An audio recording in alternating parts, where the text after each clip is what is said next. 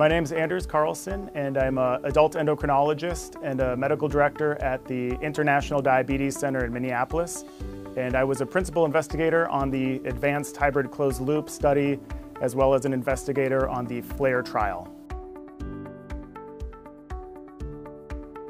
What I liked about this system was the two set points, so having the ability to start at 120 or at 100 milligrams per deciliter. We saw that most patients did very well at both set points and with tighter carb ratios and shorter active insulin times. Patients who were used to frequently bolusing and being in charge of their correction boluses and mealtime boluses really learned to trust the system to let the algorithm take over some, not all, but some of that responsibility.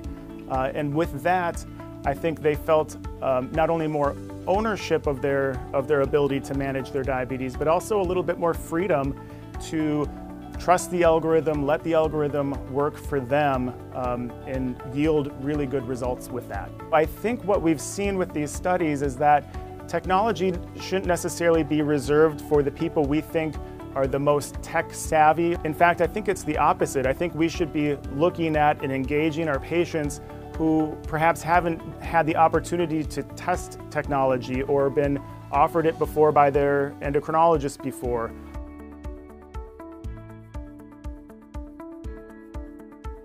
What this auto correction feature allows for is a little bit more flexibility in terms of how patients bolus.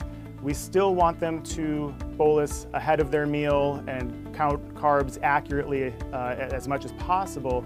But what we really saw was a little bit more flexibility around that. Patients could bolus a little bit later or a little bit earlier, and the algorithm could pick up some of that slack. And I think that ability to pick up the slack, because nobody's perfect at carb counting, nobody's perfect at bolusing. It's just part of diabetes management. There was one patient in particular I remember had been managing her diabetes in a relatively simplistic way in the sense that she was carb counting but not very detailed with it. As she got started on the system, very quickly she was able to recognize patterns and when she needed to bolus more and when she needed to take corrections and how to let the auto correction feature really work for her and give her more flexibility in managing her diabetes.